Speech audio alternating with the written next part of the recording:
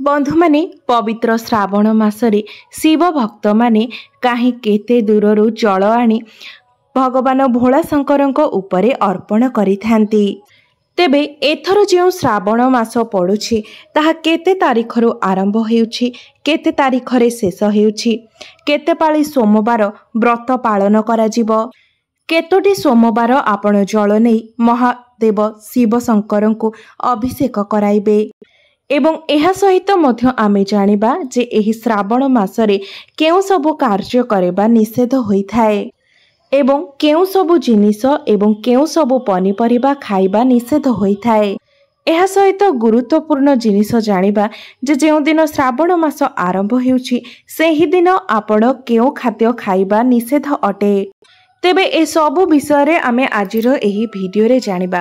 तेबे ता पूर्वरु जदि आपण माने शिव भक्त होइथांती, भक्ति एवं श्रद्धा आपणक मनरे भगवान शिवंक प्रति थाए तेबे भिडियोटी को लाइक करी चैनल टी को सब्सक्राइब करि दियंतु एवं कमेंट बॉक्स रे हर हर महादेव ओम नमः शिवाय निश्चय लिखंतु। तेबे बंधु माने पांची अनुसारे जुलाई 21 तारिख रविवार दिन हेउछि गुरु पूर्णिमा बा व्यास पूर्णिमा। तेणु तार पर दिन ठारू अर्थात 22 जुलाई सोमवार ठारू ही पवित्र श्रावण मासर आरंभ हेउछि। एहा हेउछि श्रावण मासर प्रथम दिन, एहा सहित श्रावण मासर प्रथम सोमवार मध्य। तो बंधु माने एथरर श्रावण मासटी बहुत ही खास अटे, कारण आपण माने जानिले आश्चर्य हेबे जे एथर श्रावण मासटी आरंभ हेउछि सोमवार रे एवं शेष मध्य हेउछि सोमवार रे, अर्थात जुलाई 22 तारिख श्रावण मासर आरंभ एवं एही दिनटी सोमवार अटे एवं अगस्त मास 19 तारिख सोमवारर शेष दिन जहाँकि सोमवार ही अटे। तेबे बंधु माने अगस्त मास 19 तारिख हेउछि एही दिन हेउछि राखी पूर्णिमा बा श्रावण पूर्णिमा एवं एही दिन हेउछि श्रावण मासर शेष। तो बंधु माने एही थर श्रावण मासरे मोट 5 गोटी सोमवार पड़िबाकु जाउअछि, अर्थात एथर श्रावण मासरे आपण 5 पाଳି प्रभु शिव शंकरଙ୍କୁ जलरे अभिषेक कराइबे। बोलबम भक्त माने एथर 5 पाଳି बोलबम यात्रा करि परिबे। जेउ माने एही श्रावण मासर व्रत पालन करिथांती सेमाने एहा निहाती भाबरे जानिबा दरकार जे एही श्रावण मासरे केउ केउ जिनिस खाइबा अनुचित होइथाए एवं केउ सबु कर्म करिबा अनुचित होइथाए। एही सबु जिनिस गुड़िक जानिबा आपण पई निहाती दरकार। तेबे आसंतु जानिबा एही श्रावण मासरे केउ केउ जिनिस खाइबा अनुचित होइथाए एवं केउ कर्म करिबा अनुचित होइथाए। तेबे जुलाई 22 तारिख अर्थात श्रावण मासर प्रथम दिन आपण केउ सबु परिबा खाइबे नाही। पांजी अनुसारे आपण माने एही दिन पानी कखारु खाइबे नाही एवं दिन 1:26 परे आपण बोईताळु मध्य खाइबे नाही। एबे आसंतु जानिबा एही संपूर्ण श्रावण मासरे आपण केउ केउ जिनिस खाइबा अनुचित अटे। एहा तो आपण माने निश्चित भाबरे जानिथिबे जे श्रावण मासरे आपण सात्विक भोजन आहरण करिबा उचित। मद्य मांस पियाज रसुण एही भଳି जेउ तामसिक भोजन सबु रहिछि ए सबु खाद्यर सेवन न करिबा उचित। एही सबु खाद्य ठारू आपण माने दूरेई रहिबा उचित। एहा सहित बंधाकोबी बाईगण मूला दही क्षीर एही सबु जिनिसको मध्य आपण माने खाइबे नाही। बंधु माने बंधाकोबी एवं बाईगण आपण माने श्रावण मासरे एथिपाई खाइबे नाही, कारण बंधाकोबी एवं बाईगण रे एही श्रावण मासरे साधारणतः पोक लागि थाए। सेथिपाई श्रावण मासरे एही दुईटी परिबाको खाइबाको निषेध करा जाय थाए। एही मासरे आपण मसूर डाली एवं बिरी डाली मध्य खाइबे नाही। अधिक तेल मसला युक्त खाद्य, पान सुपारी, अधिक खट्टा जातीय खाद्य, मिठा युक्त खाद्य एवं निशा जातीय खाद्य ठारू मध्य आपण दूरेई रहिबा उचित। एबे आसंतु जानिबा एही श्रावण मासरे आपण केउ सबु कर्म ठारू दूरेई रहिबा उचित।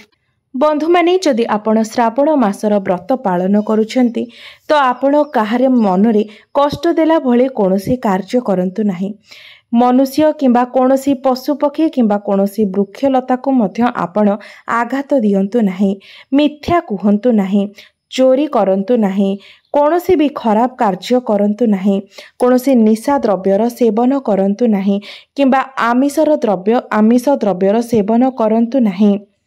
एही मासरे आपण शरीर रे तेल लगाइबे नहीं, कंसा पात्र रे खाद्य खाइबे नहीं, खट उपरे शोइबे नहीं, आपण तले चट्टाण रे शोइबे एवं महादेवंकर पूजा समय महादेवंकु हलदी अर्पण करिबे नहीं।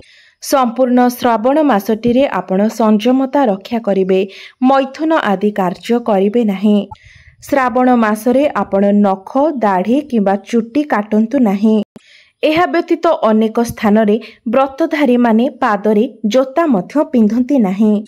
तो बंधु माने आपण जदि श्रावणर व्रत पालन करुछंती, विधि विधान नीति निष्ठार सहित व्रतटी पालन करुछंती एवं सठिक उपायर सहित आपण व्रत पालन करुछंती, तो निश्चित भावरे आपणको महादेवंकर कृपा प्राप्ति होइथाए। मात्र जदि आपण लोक देखाणिया भावरे व्रत पालन करुथांती, तेबे सेही व्रत पालन करिवार कोनोसी भी मूल्य न थाए। मने रखंतु, किए देखु अबा न देखु भगवान उपरे थाई कि सबु किछि देखुथांती। आपणकर प्रत्येकटी कर्म को भगवान देखिथांती एवं सेही कर्मर हिसाब मध्य रखिथांती। सेथिपाई ईश्वर आपणको आपणकर कर्म अनुसार ही फल प्रदान करिथांती। तेबे बंधु माने जदि आपण श्रावणर व्रत रखिछंती, तेबे श्रावण मासरे कदापि भी नास्पातिर जेउ फल रही थाए ताको आपण खांतु नहीं किंबा भगवान शिव को मध्य अर्पण करंतु नहीं। आउ गोटे गुरुत्वपूर्ण कथा हेउछि, जदि आपण श्रावणर व्रत रखिछंती एवं एही समय अर्थात श्रावण मासरे आपणको गृह को कोनोसी भिक्षुक आसुछंती, तेबे सेही भिक्षुकंकु आपण खाली हातरे केबे भी फेराई दियंतु नाही। आपणकर सक्षम अनुसारे आपण जहा भी देई पारिबे ताहाकु देई आपण सेही भिक्षुकंकु प्रसन्न चित्तरे फेरांतु। जदि आपण सेही भिक्षुकंकु खराब व्यवहार देखाई खाली हातरे फेराई दियंती, तो आपणको व्रतर कोनोसी भी फल प्राप्ति होई न थाए। बंधु माने एही व्रतटी निर्जला होई न थाए, तो आपण माने केवल सात्विक भोजन ग्रहण करंतु एवं जदि आपण फलाहारर संकल्प नैछंती, तेबे आपण लूण खांतु नहीं। बाहरर फल जूस आपण कदापि भी पियंतु नहीं। बंधु माने श्रावण मासरे जो शुक्रवार पड़ी थाए, शुक्रवार दिन आपण कदापि भी खट्टा खांतु नहीं, कारण माँ संतोषी एही श्रावण मासरे जाग्रत अवस्थारे थांती। जदि आपण श्रावण मासर व्रत रखिछंती, तो श्रावण मासरे आपण लूणर सेवन करिबा अनुचित अटे। एहा सहित आपण क्षीर मध्य पीबा अनुचित अटे। जो व्यक्ति श्रावण मासरे बाईगणर सेवन करिथाए, अर्थात जो माने व्रत पालन करुछंती, जदि से माने बाईगण खाई थांती, तो सेमानंकु घोर पाप लागिथाए। एही कारणरू अनेक लोक चतुर्दशी एवं द्वादशी तिथिरे बाईगण खाई नथांती। तेबे बंधु माने एहा थिला श्रावण मास को नै किछि महत्वपूर्ण कथा।